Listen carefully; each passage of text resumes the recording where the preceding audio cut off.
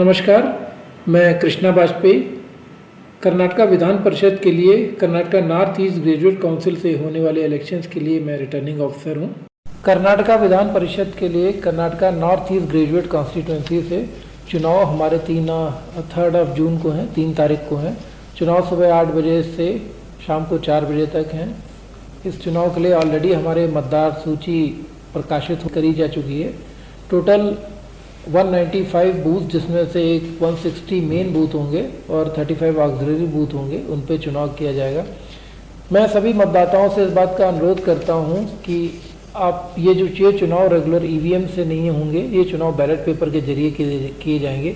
Ballot paper में अपने preference mark करने का एक विशेष तरीका होता है, तो सभी मतदाताओं से अनुरोध करता हूं कि आप एकदम करेक्ट तरीके से अपने प्रेफरेंस मार्क करें, नहीं तो बैलेट पेपर इनवैलिड होकर रिजेक्ट हो जाता है और रिजेक्ट बैलेट पेपर काउंटिंग के दौरान काउंट नहीं होता है। तो आपका बैलेट पेपर वैलिड रहे और काउंटिंग की प्रक्रिया का हिस्सा बने, इसके लिए बहुत जरूरी है कि आप बैलेट पेपर को करेक्ट मार्किंग करें। Ideal PU College of Science and Commerce, the #1 institute for NEET, JEE and KCET. Admissions are open. Knowledge Park, the Creative School, School for Quality and Innovative Education. Admissions are open. Noble Public School, admissions are open. कुछ आपको इसमें कैसे कौन से तरीके हैं जिनसे ballot paper correct होगा और बाकी अन्य तरीकों से बैलेट पेपर रॉन्ग माना जाएगा और उसको इनवैलिड करार दिया जाएगा काउंटिंग के दौरान। इसका नमूना आपको जल्दी से बता दे रहा हूं ताकि आप सब ध्यान रखें और अन्य मतदाताओं को भी इस बारे में जागरूक करें। एक ही बिल्कुल सिंपल तरीका है बैलेट पेपर का। इन्होंने अपने जो कैंडिडेट हैं, जो इनके प्रेफरेंस 1 है, उसके सामने इंग्लिश में 1 अंकित कर दिया है।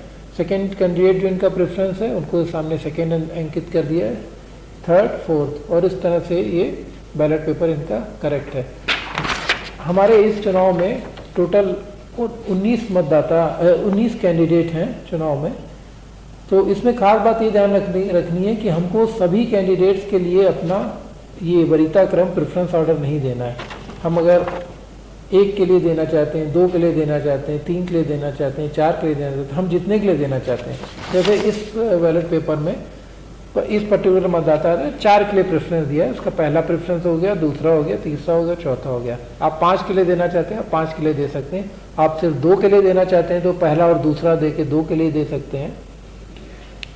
Madina Public School, English Medium with Hifzul Quran. Admissions are open. Sky Sunshine School, Step Towards Better Future. Admissions are open. इसी प्रकार आप रोमन न्यूमरल्स में भी first, second, third and fourth mention करके अपना प्रेफरेंस अंकित कर सकते हैं। ये भी करेक्ट बैलेट पेपर है। इसी तरह कन्नड़ा संविधाओं का प्रयोग करते हुए अपना प्रेफरेंस दे सकते हैं। ये भी करेक्ट बैलेट पेपर है। ये तीनों बैलेट पेपर जो भी मैंने दिखाए, ये वैलिड मतलब जायज़ बैलेट पेपर रहेंगे और ये काउंटिंग की प्रक्रिया के दौरान इनको एक्सेप्ट किया जाएगा काउंटिंग के लिए। अब मैं 5 या 6 केसेस वो बता रहा हूँ जिसके जो अगर आप करते हैं तो आपका बैलेट पेपर अमान्य घोषित कर दिया जाएगा, काउंटिंग के दौरान इनवैलिड घोषित कर दिया जाएगा और उसको काउंटिंग की प्रक्रिया का हिस्सा नहीं बनाया जाएगा। पिछली बार काफ़ी संख्या में बैलेट पेपर्स जो हैं वो इनवैलिड होकर रिजेक्ट हो गए थे। तो ये एक बात है कि हमारे ग्रेजुएट वोटर्स अगर उनसे वही यही अनुरोध है कि वो सही से बैलेट पेपर पे मार्किंग करें ताकि उनके बैलेट पेपर्स इनवैलिड होकर रिजेक्ट ना हो। मैं आपको केसेस दिखाता हूँ। जैसे ये एक तरीका हो गया, इसमें इन्होंने अपना ऑप्शन नंबर 1 नहीं दिया है, ऑप्शन नंबर 2 से स्टार्ट किया है। क्योंकि ऑप्शन नंबर 1 देना कंपलसरी है, अगर 2 से स्टार्ट किया है तो ये बैलेट पेपर अमान्य हो जाता है।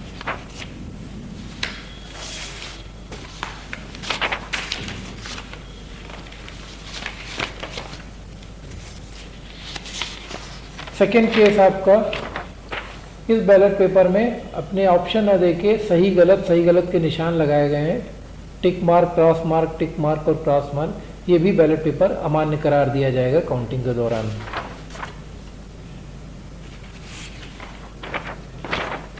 इस बैलेट पेपर में मतदाता ने कैंडिडेट के आगे प्रेफरेंस अंकित करते हुए ONE1 TWO2 THREE3 लिख दिया है। यह भी बैलेट पेपर अमान्य करार दिया जाएगा।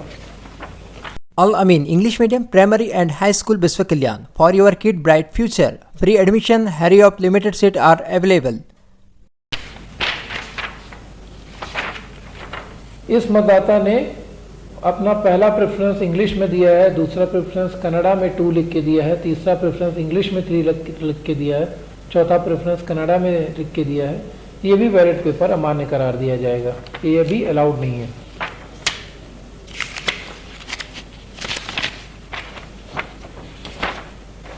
इस बैलेट पेपर में आप देख सकते हैं कि 1 के बगल में ONE लिखा हुआ है, 2 के बगल में TWO लिखा हुआ है, 3 के बगल में THREE लिखा हुआ है। यह भी बैलेट पेपर अमान्य करार दिया जाएगा।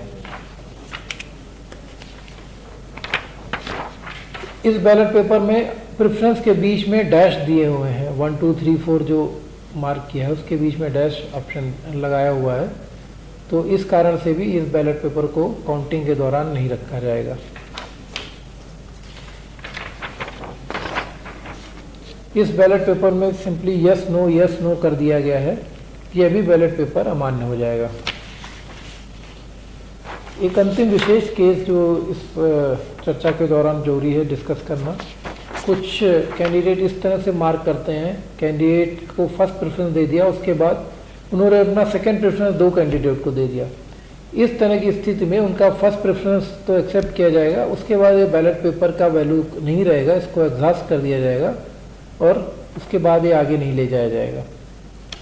तो ये कुछ केसेस से जो मैंने आपको एक्सप्लेन किए कि किन स्थितियों में आपकी बैलेट पेपर मार्किंग जायज़ होते हुए आपका वोट काउंट होगा और किन परिस्थिति में उनको अमान्य घोषित कर दिया जाएगा। मेरा सभी मतदाताओं से यही अनुरोध है कि इस प्रक्रिया को ध्यान से एक बार देख लें, इसको समझ लें, इसमें अगर कोई डाउट हो तो वो कंसर्न्ड अधिकारियों से या हेल्प डेस्क से एक बार पूछ भी सकते हैं। और ये इंश्योर रखें कि बैलेट पेपर, जैसे कि पिछले चुनाव में हमने देखा कि बहुत सारे बैलेट पेपर ना ये अमान्य घोषित किए जाते थे, वो स्थिति ना हो, ज़्यादा से ज़्यादा बैलेट पेपर वैलिड रहें और काउंटिंग का हिस्सा बने। Thank you.